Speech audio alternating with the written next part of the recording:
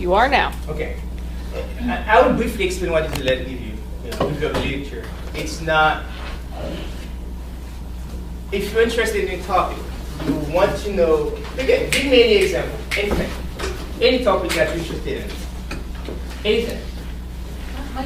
Use yours. Social media. Social media, okay. So what aspect of it? That's the first question you need to ask yourself. What aspect of social media you refer to? The social media is an umbrella term, right, so to speak. So what aspect of it is an umbrella? Uses of social media in the classroom. Okay, now for what purpose? Discussion, interaction. Okay, is it to enhance student learning? Yes. Okay, all right. So now, that's what you're interested in exploring, right? Now, if you're going to do a letter review, your job, as a writer, is to read as many sources as possible that talk about this issue. And you want to look at arguments that have been made in favor or against. So you basically review what's been said. That's what a letter review does. You review what has been said about the topic and looking for gaps, if that is your goal. Looking for gaps.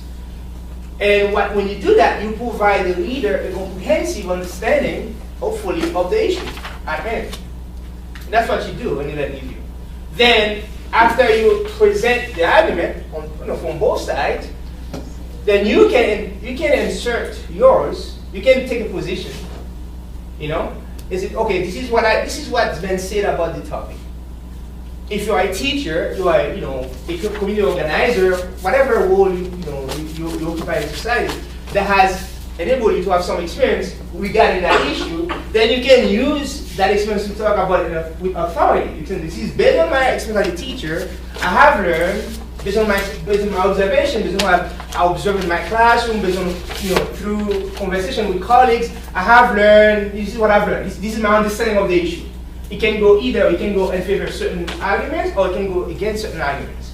But you need to have a basis to enter the dialogue. Otherwise, you can just present what research shows, what's been said about the topic, and leave it there. But if you want to insert your own voice into the dialogue, you need to have a basis. You cannot just say, "Oh, I'm sitting in my office, I'm looking at the sky, and this is what I think." It's always in your advantage if you can draw on your live-in or professional experiences. Does that make sense? And that's what we do with the letter review. I mean, it's not as complicated as people think. You have to do the work. It's going to require that you do a lot of reading. And you cannot just focus on one aspect of the issue. You need to look at all the aspects possible.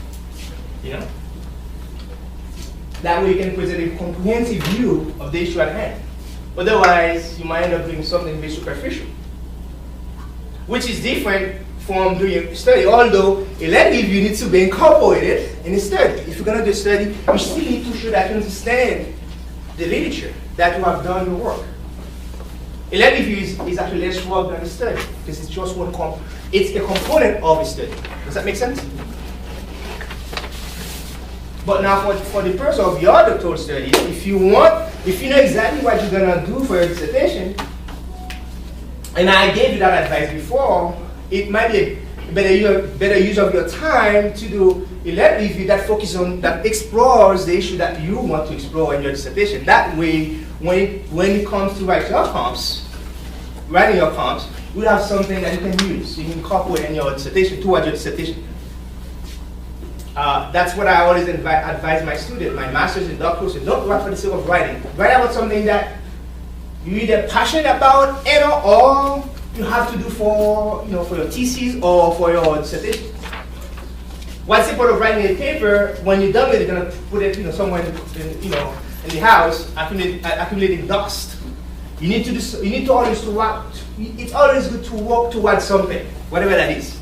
In your case, you will be working towards your dissertation. Do something that's going to help you in the long run. Don't take the easy way out. Sometimes people write a paper for class just to get a grade or just to fulfill the course requirement, but they don't really think long term. Thinking long term in the long run helps you because it saves you time and energy. Does that make sense? Okay. So today we have 2 people who are going to facilitate the conversation. I was hoping for 3, but even though you offered, but I don't believe you contacted them. So anyway, we're gonna we're gonna have our two colleagues here, I call it colleagues or co-learners. Well, I know, yeah, but I don't call it colleagues. Or, So I forget my students' names sometimes. Yeah. I draw a blank. Right? But in any case, looking at them. they're gonna facilitate the discussion revolve around the science chapter. But before they take the floor, I would like to sort of set the tone for them.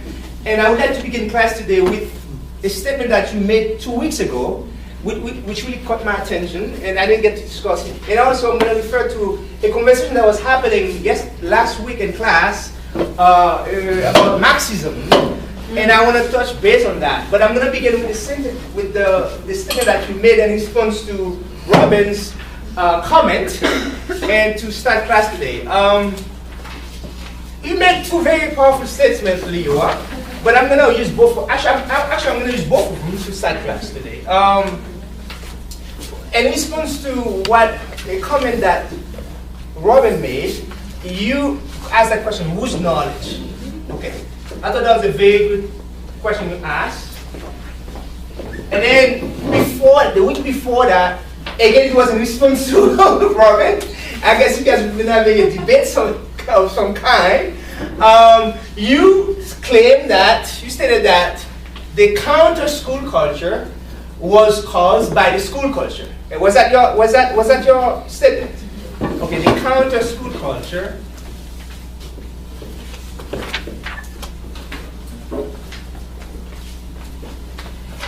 was caused or triggered, whatever language you want to use, by the school culture. Okay.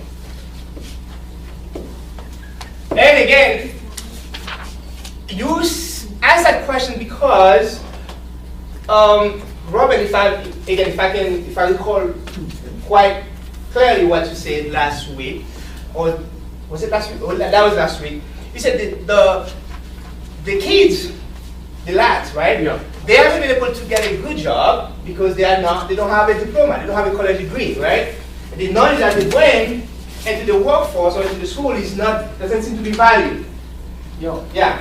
And I was saying that it's obsolete because we're in the information age now. That's correct. You see, that was in the 70s, and the working living condition that they were experiencing may have changed. In other words, we don't have factors anymore, like we used to have in the 40s and the 50s. Yeah. Then somehow the word knowledge came up. Then she somewhat challenged you, asking whose knowledge? Whose knowledge? And in other words, whose knowledge is valued in our school system? Whose knowledge? Well, it all depends on the structure of the school. Structure of the school. Okay, who designed the structure? No. Who's in control in the school? Who's in control?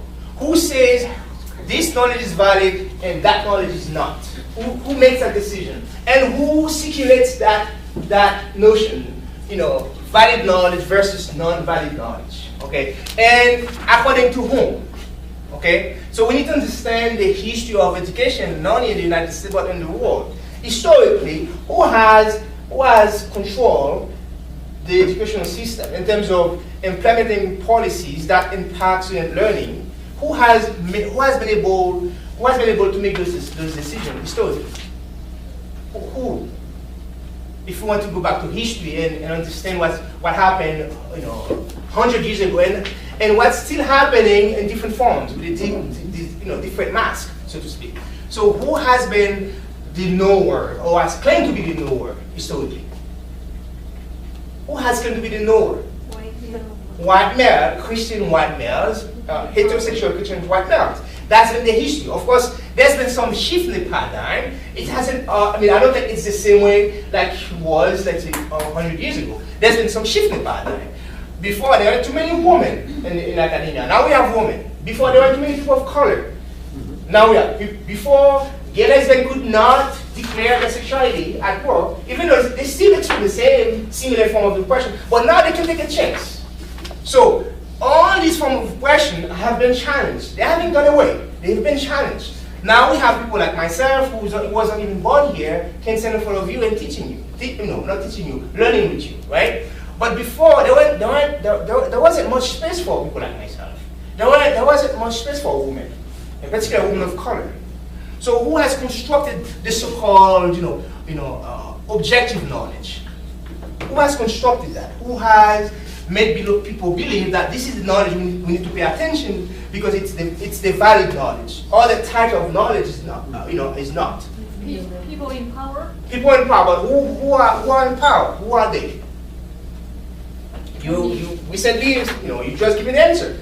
But it used to be, and it's still in most cases, it depends on where you are, it's still a white male-dominated, system. That's the fact.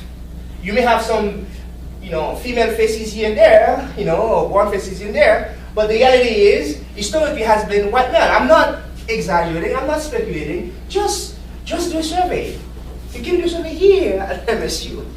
Do a survey here if you want. I'm thinking we talk about this because I'm not tenured yet, but I don't care. Because that's the truth. Someone has, tell the truth. Yes, in a football game, and look at the commercials. Yeah. Who are they trying to appeal to?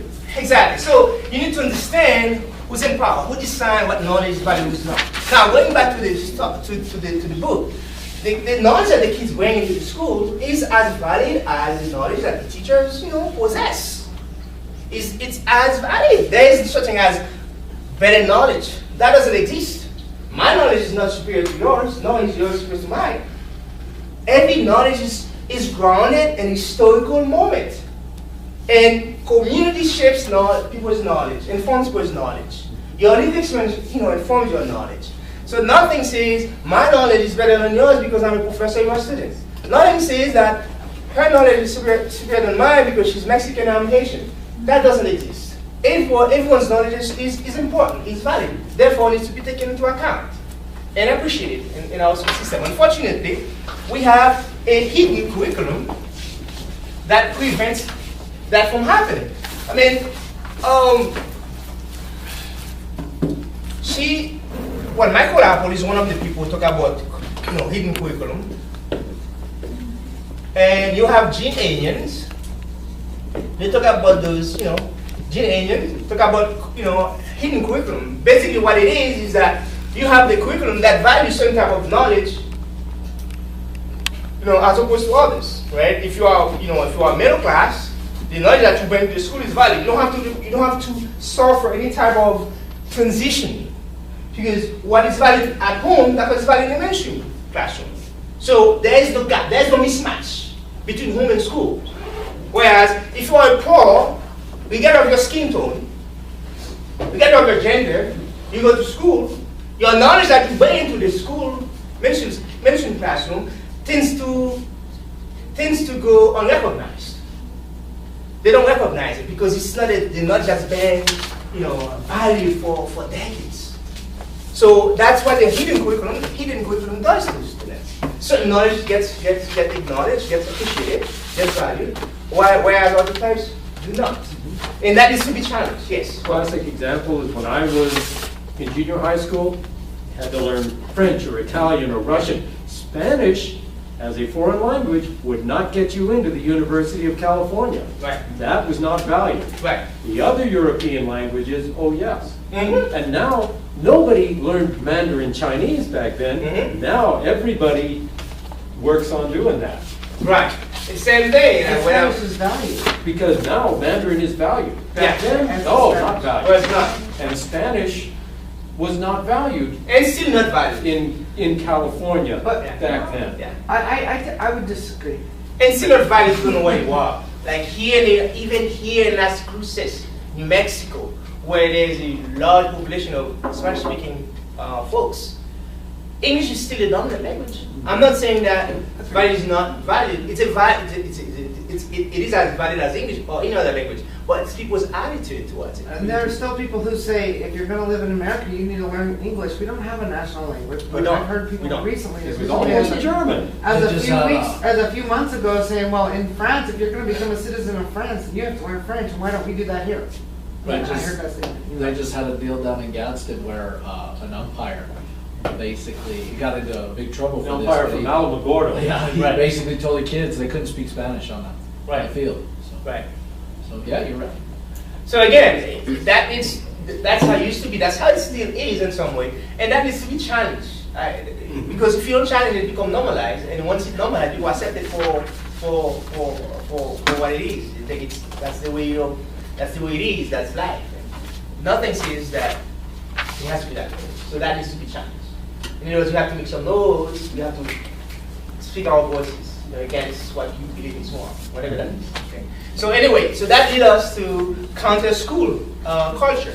Again, I'm going to use your example. Counter school culture, and then that's going to lead us to capitalism. In capitalism, in order to better understand it, we need to have some notion of Marxism or neo-Marxism.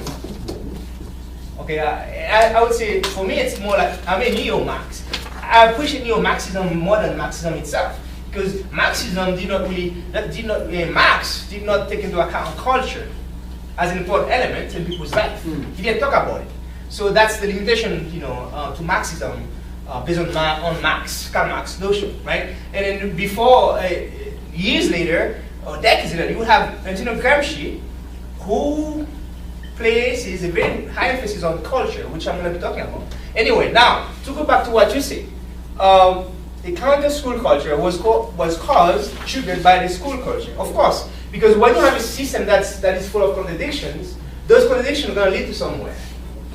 And that's a similar argument Karl Marx made regarding capitalism. He said capitalism is going to end up, it's going to end up destroying itself because it's full of contradictions. Because wherever there's oppression, there's a potential for a movement, and the movement often leads to something different. Now, different, not say good or bad, but different. You see, I didn't say good or bad, different. Because we know that there are many capitalist systems that were transformed into what you've been told to believe, communism, that has failed. Because the people who led those movements, they used Marxism, they did it in the name of Marxism, but the reality,